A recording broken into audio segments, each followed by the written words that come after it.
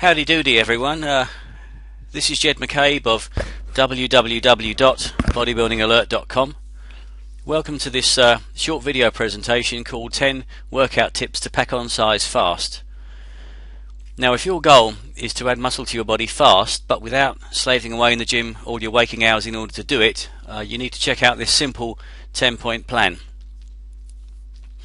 Due to the really bad advice given out in gyms all over the world and the equally awful instruction found in the mainstream bodybuilding press, average trainees all over the world are just treading water in the gym, and they don't get any bigger year on year. Some of them just give up out of sheer frustration, so I've decided to do something about that. Let's look into this a bit closer. Point 1. Train no more than 3 times a week. Most folks train way too often. You need more rest days than workout days because muscle grows at rest and not while you train.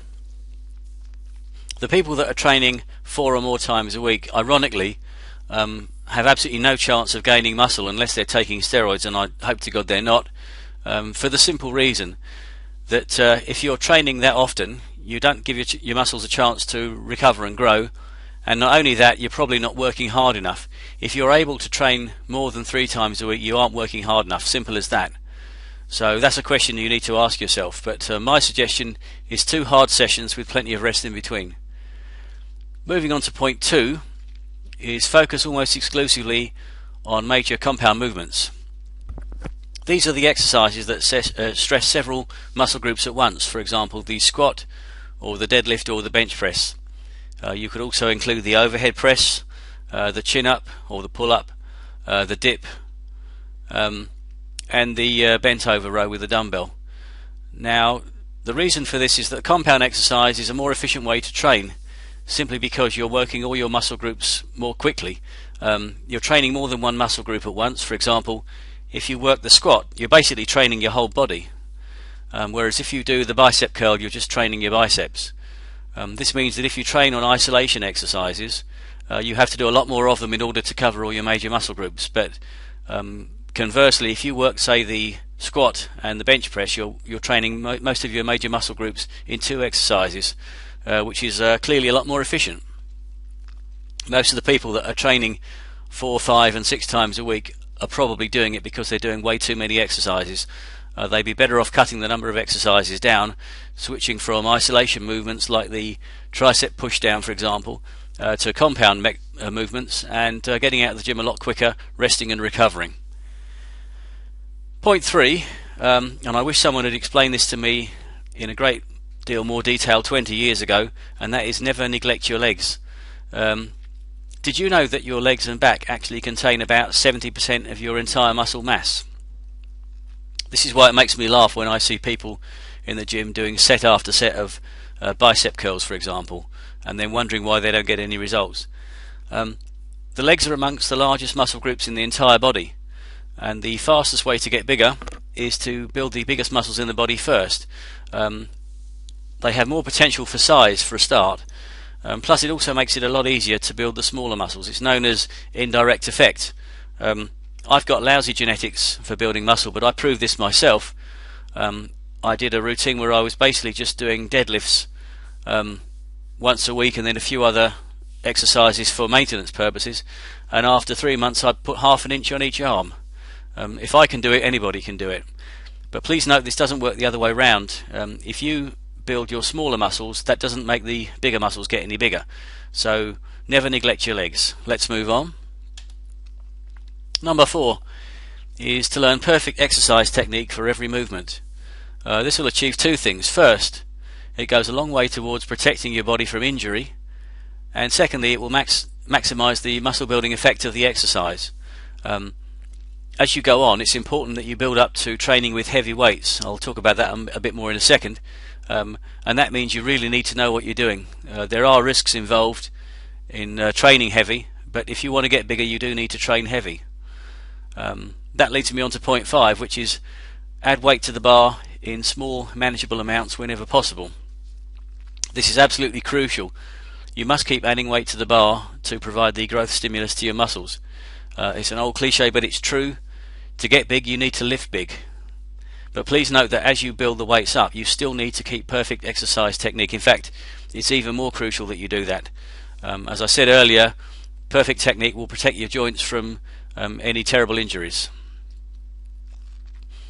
Most people, final point on this, either they're not adding weight to the bar, or if they do it in too large a jump. If you check in most commercial gyms, you'll see the smallest weight is usually 1 kilogram and a bit. That means you have to add about 2.5 kilos to the bar if you want to add any weight at all, which is often too big a jump, especially if you're getting near to your maximum lifts. These days you should be able to buy on the internet magnetic weights, which can be as small as a sort of half a pound each. That means you can add a single pound to the bar. Now that sounds absolutely nothing, but if you do that over time, it's amazing how the numbers can add up.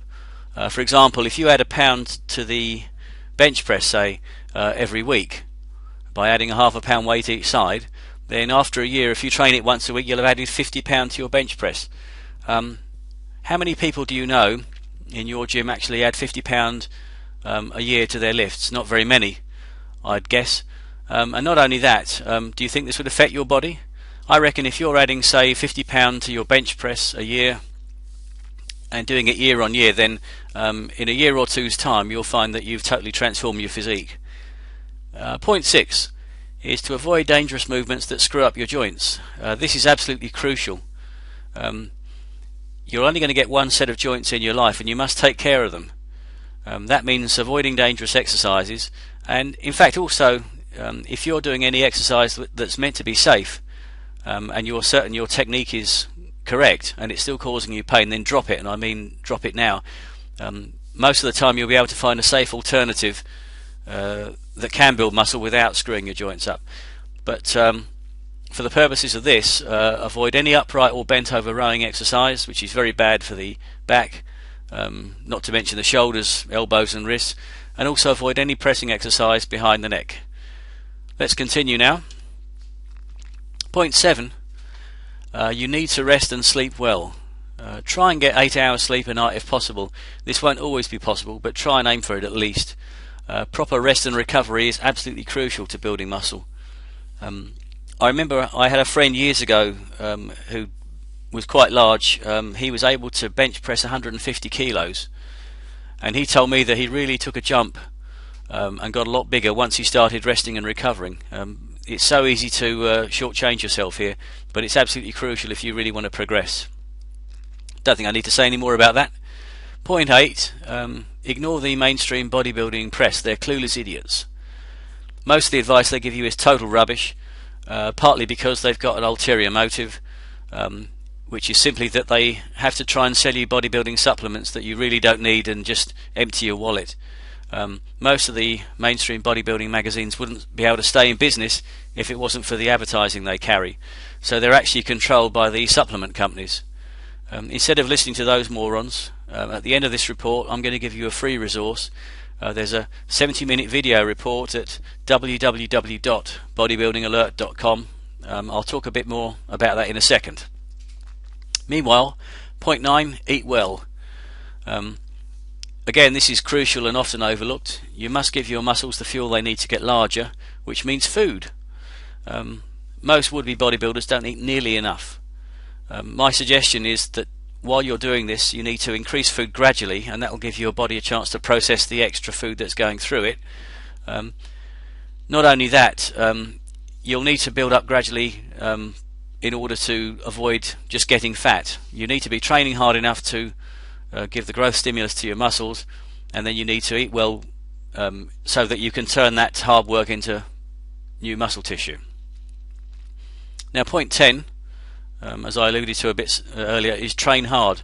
You really do have to work hard enough to give the growth stimulus to your muscles. That means lifting heavy.